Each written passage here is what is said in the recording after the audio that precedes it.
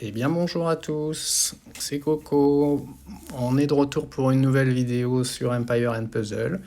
Aujourd'hui on est dimanche matin, j'enregistre cette vidéo dans un contexte un peu différent, plus au calme. Voilà, moins speed que d'habitude, donc on va pouvoir prendre le temps de faire un retour sur cette première semaine en tant que youtubeur. Et il y a pas mal de choses à dire, mais dont la première évidemment qui me vient en tête, c'est merci, merci. Merci à vous toutes et à vous tous qui avez soutenu le démarrage de cette chaîne, voilà, de différentes manières. Certains ont liké, commenté, relayé, en ont parlé sur leur chaîne YouTube. Merci donc à toutes et tous, hein, Viams, Zané, Julien, Suba. C'est vraiment très sympa, c'est un encouragement pour moi à produire du contenu de qualité que vous aurez plaisir à écouter, j'espère. Et ce, malgré les difficultés, c'est vrai que c'est pas facile. Il y a des choses que j'avais pas vu venir, qu'il faut avoir essayé de faire soi-même pour se rendre compte qu'en fait, c'est pas évident, hein. Rien que le fait de parler seul, faut avoir un peu l'habitude. Et puis, eh bien, je ne fais qu'une seule prise, donc il n'y a pas de montage pour le moment. Ça, je verrai, c'est vraiment quelque chose, je verrai si je continue de faire comme ça par la suite. Ça a des avantages et des inconvénients, hein, évidemment. Le montage, ça prend du temps, mais d'un autre côté, quand on n'en fait pas, il faut pouvoir tenir toute la durée de la vidéo sans dire de bêtises. Et ça, des fois, c'est un challenge, hein, avec tous les héros enfin, voilà, qui sortent, les CS, on peut s'en mêler les pinceaux par moment. Ça m'est arrivé et du coup j'ai arrêté la vidéo, etc. Alors à l'avenir, je ne sais pas si je referai ça parce que c'est très frustrant de enregistrer une vidéo qu'on a déjà enregistrée. Mes amis youtubeurs qui m'écoutent là doivent bien savoir à mon avis de quoi je parle. Donc je pense que je vais pas me prendre la tête. Si je m'aperçois qu'il y a une boulette à l'avenir, je la mettrai dans les commentaires, mais je publierai la vidéo quand même. Voilà, ou vous allez me corriger, mais en fait, je referai pas tout, hein, parce que sinon c'est vraiment trop de temps. Et déjà, ça prend du temps, il y a quand même un peu de préparation, mine de rien, pour faire ces vidéos. Et donc, au final, je comprends très bien aussi ceux qui ont dit qu'ils avaient plus le temps pour ça, hein, Chou, Suba, je comprends vraiment votre raisonnement. Cela étant, donc on va pouvoir revenir sur certaines vidéos que j'ai publiées cette semaine, hein. Alors, parce que je ferai peut-être ça aussi lorsque je publie une vidéo. Après, quand on la réécoute, on n'est jamais satisfait vraiment. Il y a toujours des choses où on se dit j'aurais pu le dire ci, j'aurais pu dire ça, ah, je me suis trompé là-dessus. Bon, mais encore une fois, si on veut la vidéo parfaite, en fait, elle sortira jamais. Donc, je vais aussi lâcher prise, on va dire, sur mon perfectionnisme, publier les vidéos telles qu'elles viennent, quitte à revenir par les commentaires ou dans d'autres vidéos, en fait, pour apporter des corrections ou des, comment dire, des suppléments d'informations si nécessaire. Voilà, mais pas refaire la vidéo.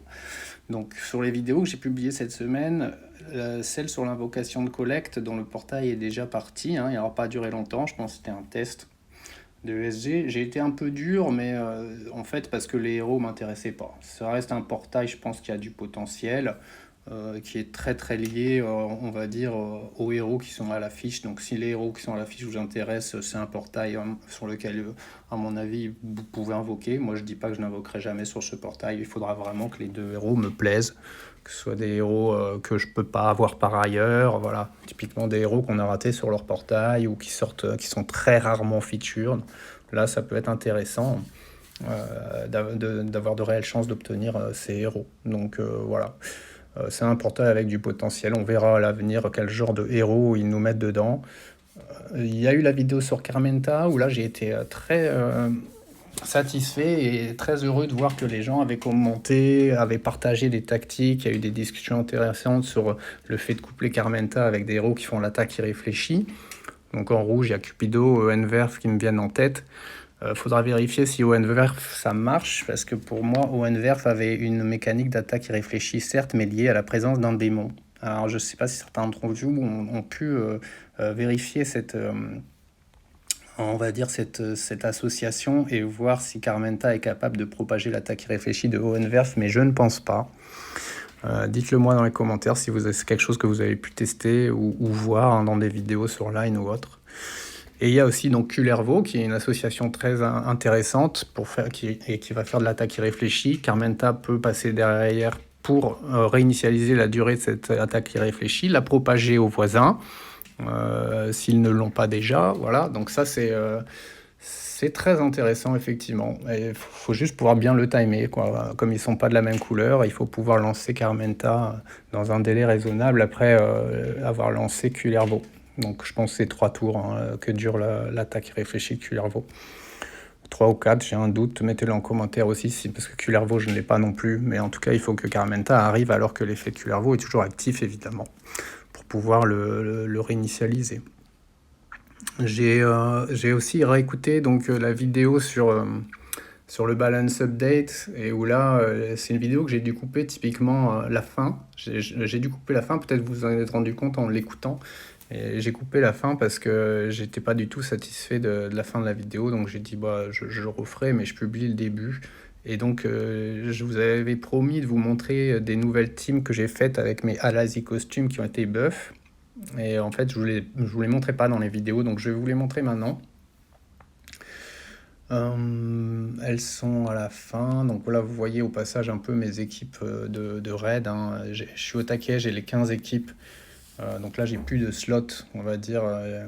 Je peux même plus acheter d'équipes supplémentaires, hein. C'est limité à 15. Et c'est dommage parce que j'aurais eu besoin d'une ou deux places supplémentaires, en fait, avec l'arrivée de la voie des géants, la voie du courage, surtout la voie des géants qui pose des conditions pour faire des raids. Et je pense que c'est toujours bien d'avoir un slot disponible pour pouvoir constituer une équipe à la volée qui réponde à un maximum d'exigences, de critères posés par la voie des géants, et pouvoir donc faire ses raids et engranger les défis raids en un minimum, on va dire, de raids. Voilà. Donc, mais là, pour le coup, mes slots custom que vous voyez à l'écran, je les ai récupérés pour pouvoir monter des équipes de test avec les Alazi costumes. Donc, il y avait celle dont je vous avais parlé avec les 2 héros 2017. Et c'est là qu'on voit que quand même il y a les buffs qui sont passés par là, hein. Une compo avec 2 héros 2017, 2 héros 2018, 5300 de puissance. Bon, voilà. Donc les héros sont jouables.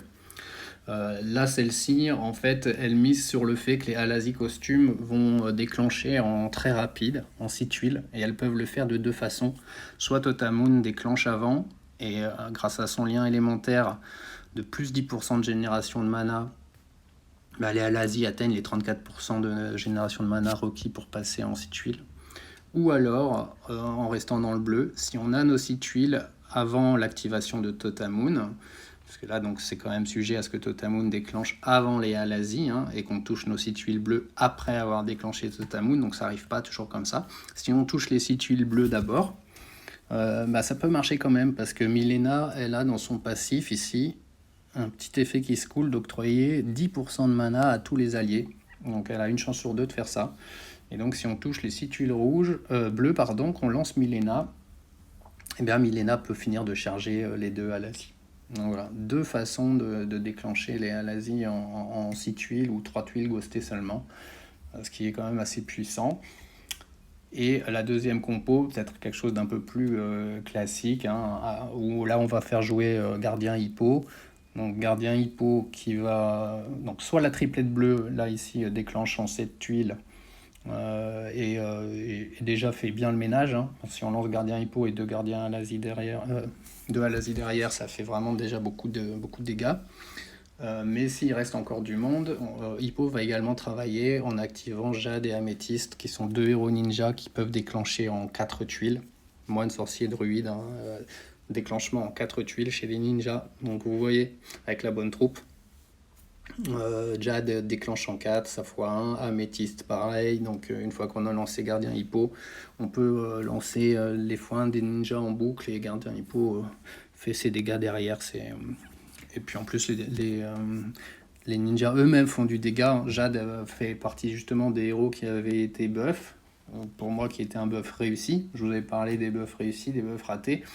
Tiens, d'ailleurs, sur cette vidéo, vous avez aussi beaucoup commenté sur une 3e catégorie de buffs, dont je parlais aussi à la fin de la vidéo, mais qui a été coupée. Ce sont les buffs évidemment scandaleux, hein, de la part de SG, des buffs sur des héros qui sont déjà overpowered. et qui donc là pour le coup ne contribue pas du tout à la balance du jeu, au contraire, hein, ça donne des scénarios complètement idiots où un Brimstone peut défoncer sur une seule CS toute votre équipe.